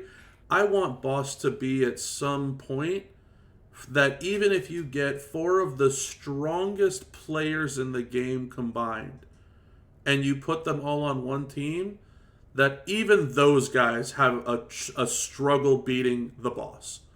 I want it to be just not like a completely unbeatable thing, although maybe it is unbeatable. I want it to be where you can just keep climbing. I want to get to level 100 and no one can get past level 87. And you know what? Faction ABC had, their players, W, X, Y, and Z, and those 4 guys made it to level 87 on the boss. And you know what? Since they are the highest up faction, they're the ones who get the leaderboard rewards for the faction, and those guys themselves get a little, sprinkling of something on top. That's the number one suggestion that I had, was make it something that is just extra. Don't get rid of the 23, don't get rid of the skulls, don't get rid of all that stuff, but put something on top where it's like, you know what? The people that want to chase level 50, the people that want to chase level 100, let them. But make it something worth it, right? Make it where the boss doesn't just have, instead of 1 billion health or something, and he goes up to 100 billion health, make him have 100 billion health. Make him do so much damage that on the first turn, you will die if you don't have a boss breaker. Make him have it where you have to bring someone in with the unfreeze thing. Make it to a point that not only do you have to get to turn 2 and turn 3, but you have to have perfect boss breakers to get to turn 7 so that maybe you could do just enough damage to take this 100 billion health monster down. And if you can't type of thing. But don't require that 100 times. But don't require it at all. Leave the same structure that you've built in place is fine. Use this as extra. That was the first part of feedback that I put on it. And the second part, which, kind of like Evo said and kind of like Sensei said, that this may not, garner me a whole lot of favor from the community here. I would love to see Steel Cage Boss. I'm crazy to some people, and some people might love it. I would absolutely love to see that you could either put your own Steel Cage modifiers on the boss, or they put Steel Cage modifiers on the boss, and it actually improves your rewards. Instead of it just being boss currency, I don't care about boss currency. Make it something freakish. Make it something where it's like, you know what? You got 20 seconds on a boss turn instead of 60 seconds. Make it something where it's like, you know what? I can't use skill plates. Make it something that you can only use trainers and no coaches. Or no gears, but yes moments. Make it something like that that if we find a way to still beat it, your rewards are incentivized that much further. Make it where, you know what, if you beat that steel cage boss, you get another 10,000 prize wall for the boss battle weekend. Make it something that actually feels like a challenge that brings this strategy back. That is what is missing from boss battle, is the strategy. And that's what had to happen originally. Before there was any improvements of buffs or debuffs on boss, that didn't even exist. When we first had boss, Macho King was literally the king because he did that much damage without a buff and without a debuff. And so you had to have people that would actually use Macho King, know how to set him up, know how to swipe the gems, know how to let the juggernauts interact with the board, and they could strategize how to get far enough. Let that concept, that logical path of strategy, find its way to reinfect the boss battle so that everyone can strategize. That would be the two pieces of feedback that I left them. Either one of those, I think, would greatly improve everyone's desire to want to actually play boss battle. Yeah, you remember back in the day where you actually had to build up your roster to complete the daily tours? Now everyone has to start. I started today. I get beat boss today. No, it's bullshit. Make it. Nothing. Make it a little difficult. It doesn't hurt. Don't listen to the whiners. People can get better too. Yeah, it's been tough. Boss battle's been very tough because of how easy it's been for a lot of folks, and it gets frustrating for sure. I will say, again, my own thoughts on the moment. Not very thrilled with the moment. Really wish that Zombie Chelsea, like Eva mentioned, got a boost on it. Really wish that for those of you that are not aware and listening on YouTube or even in the live chat, when everybody's talking about the third Aussie, our Zombie Brett, a.k.a. Third Aussie, really wish he was in on it as well. But yeah, it just felt like another weekend. And that was really stinky because CM Punk was supposed to be one of the best characters in the game and, one of the best zombies in the game and have a really solid coach ability. And he was very heavily touted as one of the more expensive characters in the game. And that whole weekend event just kind of fell flat on its face. But I think that's it for our zombie month. Anything else anyone wants to talk about in regards to the zombie month before we move forward? All right. So real quick, as you can see, we did have a community update, and Evo told me I'm going to have to inform him in regards to this one, which I can't wait, because this one to me I think is one of the funniest, silliest things that they have done. They have tried, not successfully, in my opinion, they have tried to make changes to the career showdown. So now your regular daily male showdown, the first slot exclusively requires a class, while the second slot requires an era. Instead of you having to have a specific class era combination to play showdown now. Does anybody think this makes Showdown more playable, or does anyone even care about the regular career mode Showdown with these changes? You mean the Showdown shop button? That's the only thing is I use it for. And with the amount of Showdown we get in weekly and midweek and weekend, who's playing Career Showdown and why? Please, that's what I want to know. Yeah. Somebody's playing because I always have 0 points at the end of it, and I'm in like 57,000th place every week. Yeah, I remember that, way back when, Evo, and I don't know if you'll remember this, but I used to always ask you, and you used to always ask me in regards to playtesting characters. We almost always used to use Showdown, career mode Showdown, as our kind of sandbox game mode. instead of just going on the tours. And Yeah, because that's the only place we can get a meta relevant opponent. yeah, you get a 6-star gold opponent. You know, they got the strap, they got the medals, they got the trainers and coaches type of thing. That used to almost be like our testing ground. And that was the only reason, even, you know, what, over a year and a half, maybe 2 years ago, that either one of us would play Career Showdown. And the idea that not only is it energy locked, but still locked on a class or an era, whether it's the starter or the tag, it just doesn't make me want to play. And Spider Guard literally just said in the chat, why does that make me want to play the game mode? I don't know. I truly don't know. I think because when they first released this new version of Showdown, there was only one restriction for your first slot, and I think more people were playing it then. And then when they went to 2 restrictions for the first slot, just people stopped playing because, I mean, when you have something like Powerhouse Attitude Era, you use Stevie Ray. Like, what are you going to use for that? Nobody wants to do that, so they just stopped playing. I remember the issue for a lot of people was it became New Gen Acro, and that just didn't exist. Or people didn't have Acro Snoop and they couldn't play, or people didn't want to use Tatanka, and that was like the only 2 characters that even existed for that combination.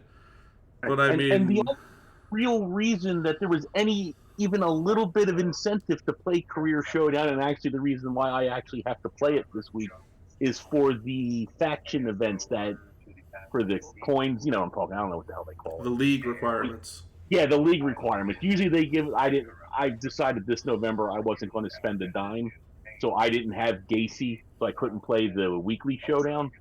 But since I couldn't do that, I got to play the career to get my requirements in, and I hate life, and Career Showdown sucks. But if anyone else from you're on the list is listening, I love you guys. You're the best. Hello, I am here, and I also got that message from the faction. I said, let me get on my faction, on my showdown task, and I did it, and I looked up and tried to see where I was at. Wait a minute, I'm in first place? Oh yeah, I did have that other showdown earlier this week. Completely forgot about it. But I used the showdown just to use my 99 MP people. If I can use them, then I'll get it, and Brett was available, so I used it, but when the 99 MP goes away, it's like, I don't want to do this. Not at all. Not a chance. Mm-hmm. Yeah, the Career Showdown changes, yeah. Anything to add on those, Bunders? No, it wasn't really a mode that I paid a great deal anyway, and I still don't play it after the change. Yeah, that to me as a newer player, that's a real big miss if they can't even get you interested in playing the game mode. It just feels like a waste. I mean, I actually like the old version better, and it also, the old version, when we had the old version, people actually played Showdown. Whenever someone would ask the question, what's the one thing you want to see? I always said, I wish there was a replay where I could go back in and look at how my defense played against people in Showdown, because I actually cared about that. Oh, yeah. But now it's, who doesn't give a shit? Like, it's nothing. Sorry for cursing, by the way. No, it's fine. I think that defense should get points, though. When you win on defense, I think it's outrageous that they give you no points. What's the point in even putting a defense there? Yeah, the whole defense points, the defensive points thing, people used to take advantage of it, and so they just got rid of it altogether. Because what would happen, Bunders, is let's just use me and you as an example. I could find you, and I could fight you and then purposely lose to you, and then feed you points. And so they got rid of they got rid of a double up. They got rid of defensive points counting because people that aren't in the same faction could still feed each other defensive wins. And then they got rid of same faction members finding each other in Showdown. And also, bundles that used to be unlimited before energy, and then so you could just do that thousands of times. That's Right. your button Okay. pretty quick. Yeah. Yeah. So Yeah, it that's the other thing. I mean, you used to be able to play it unlimited. Now, granted, it wouldn't count after like 6 matches, but you could still play and you could try things and you could do this. Now you can't. You Yeah. do 6 and then you sit around for 4 hours. yeah. It's again another game mode that has taken a turn for sure, but career showdown. Yeah. Yeah, if Scopely's listening, if they do hear, well, just take away token gain from that mode and release and let it free. Get rid of the energy, get rid of gaining tokens from it, and let people, let it be our sandbox. We're overdue one. Of all these quality of life changes, and there's been a great many over the past 2 months, and I'm really appreciative of how the game is now. A sandbox would be really appreciated where we can actually play test different game modes as well.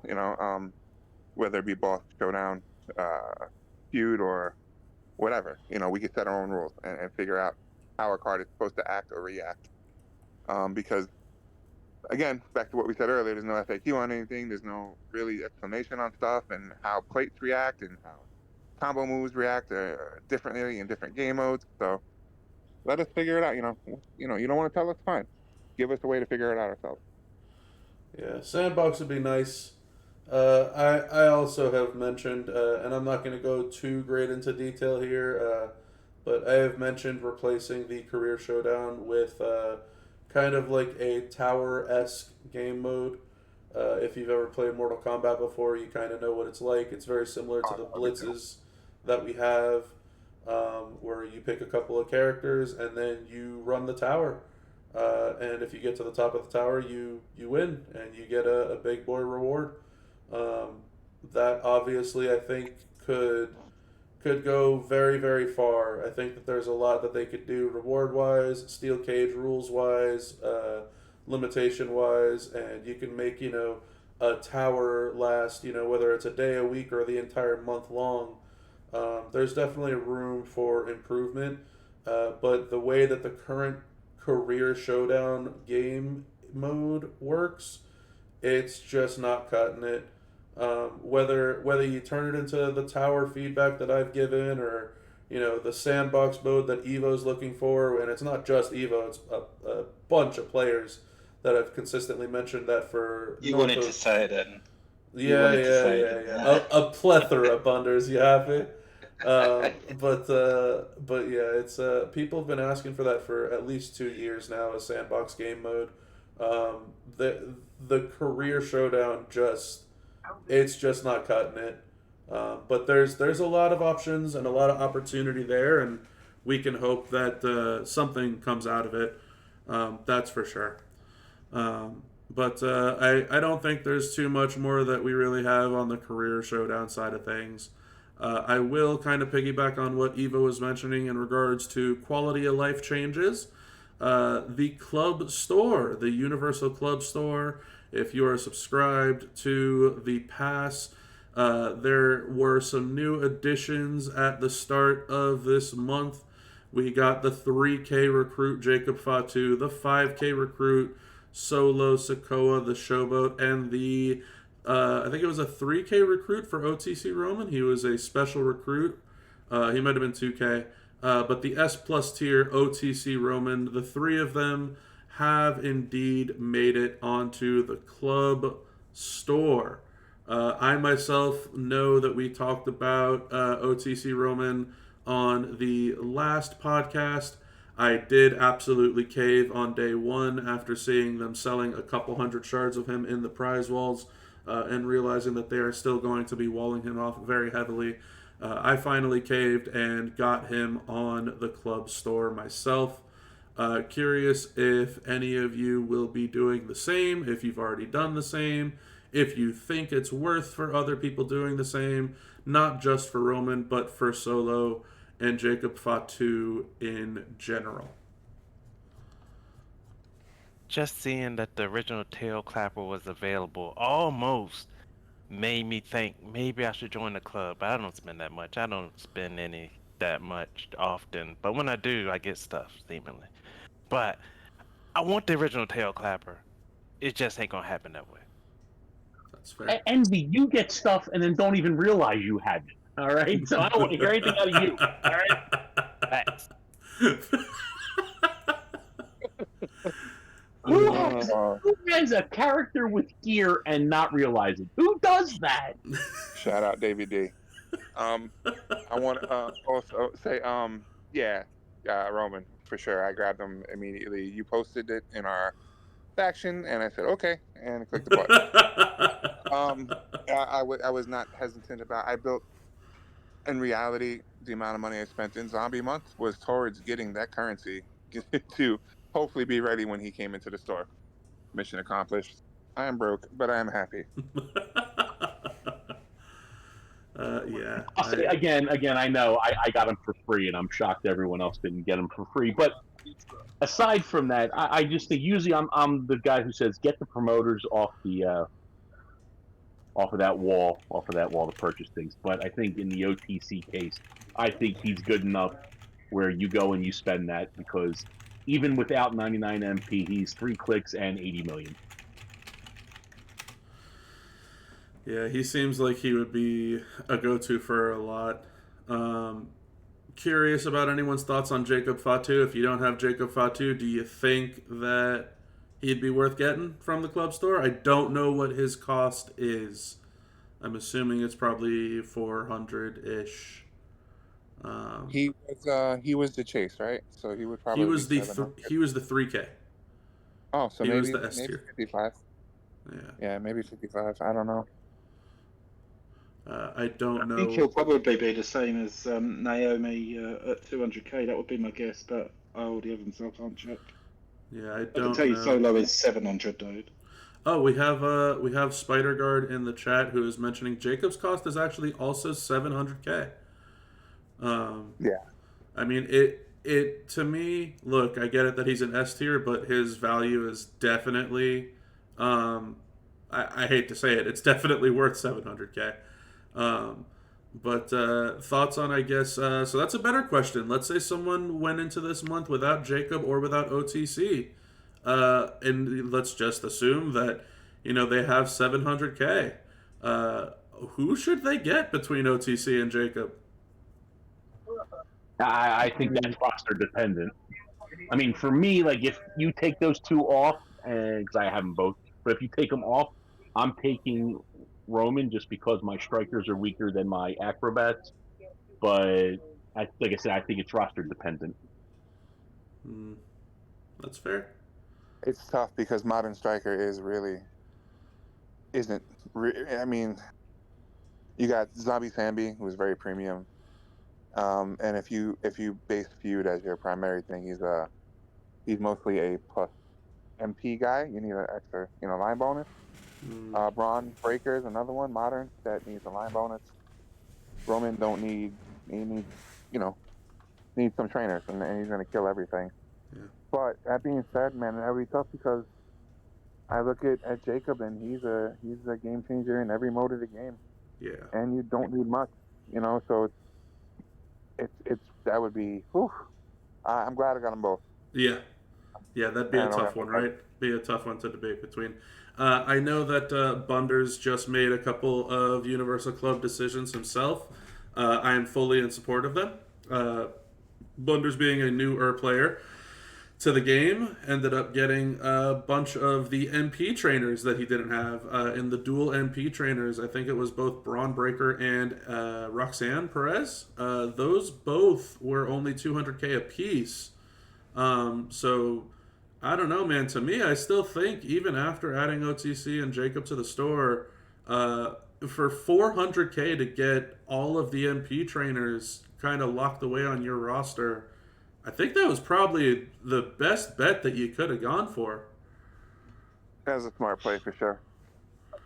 Can I also make a suggestion to some people, because we were talking earlier about not having shards for certain classes or whatever. I think utilizing the upgrade part of that store is also, because I don't have focused, I don't have any focus, almost across the board focused, but focused Showboat was really rare for me. So I just used, I don't even think it was 100,000 to take Carmelo up to 6-star from 5 gold.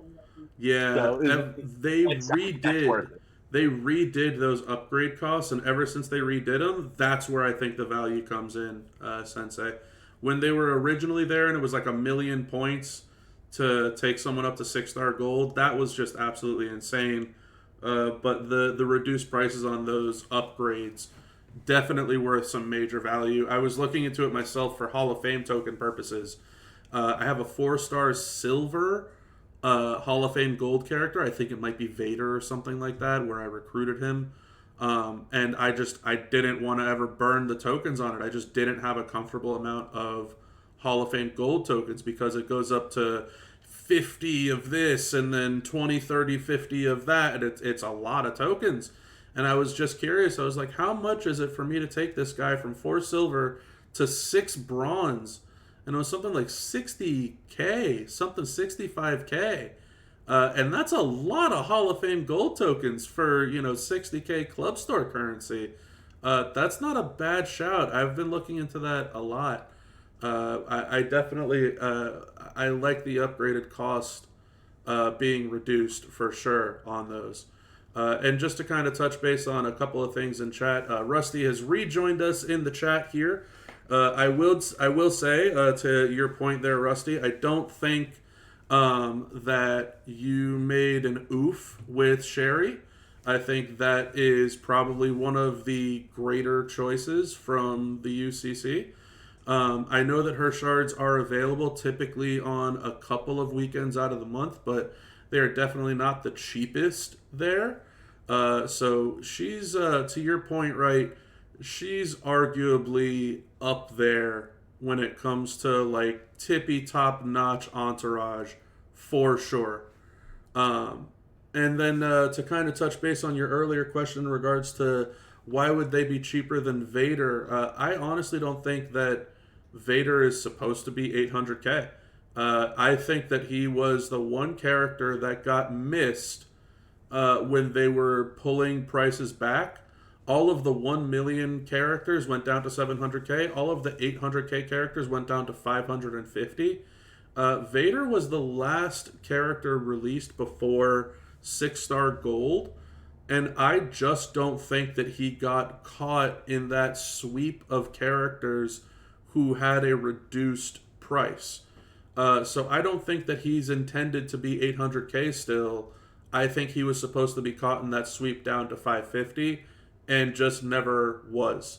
And I don't think that there's enough people that are angry and up in arms and complaining about it because there's so many other great choices on that club store that they're just not looking into it. So it's a weird spot with the club store on some things. And some of the prices on things are really weird, right? Like Naomi was only 200K, OTC was 700K, Muda and Rex they brought down to 550, and then this past month, part of the upgrade to including OTC, Jacob Fatu, and Showboat Solo, they started upcharging for Rex and Muda back from 550 to 700K. I don't know why. It's almost like it's a living, breathing, stock market that they're just changing the prices when they feel that there's a need to. I mean, Rusty just mentioned Showboat Naka at 700K. I mean, that is utterly ridiculous for the amount of for what he's been around for. The one that drives me nuts, I think, Evo, is Bronson Reed. Bronson Reed is 700,000 points on the club store. That guy is horrible. I can't get my true thoughts now. I feel after hearing what. Yes, because Rusty's daughter is listening in. I'm sorry. Yeah, I just want to jump on real fast and take this time to apologize to Rusty and his daughter for the language that I may or may not have used previously. That was out of line. I am sorry, and I just want Rusty's daughter to know that her father is the treasure that the WWE Champions community does not deserve. All right, just wanted to put that out there. And at the same time, I want to tell people to be careful because I am the owner of a 5-star gold Hall of Fame Warrior because I have fat fingers and accidentally bought them a couple months No ago. way.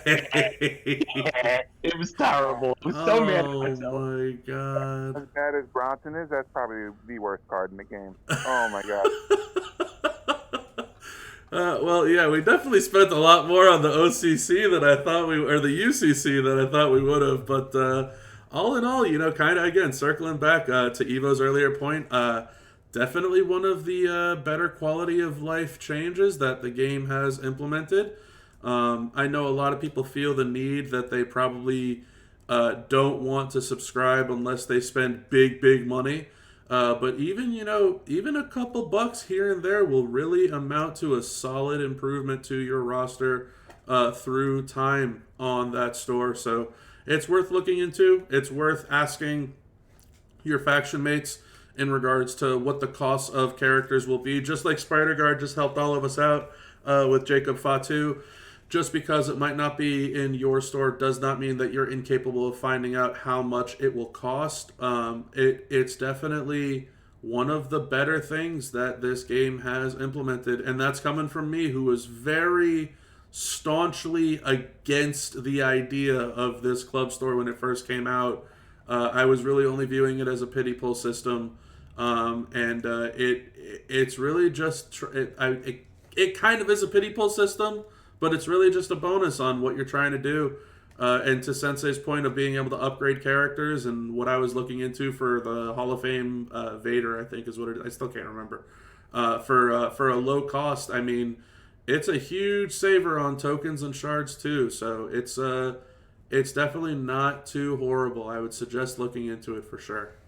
I'll own it, and I poo-pooed on it when it was released right away. And I was around the time I actually walked away, I believe. And I'll be the first one to admit, boy, I was wrong. And it's been a savior. And honestly, they have, for those that haven't done it, they have a weekly task that isn't really extensive to complete.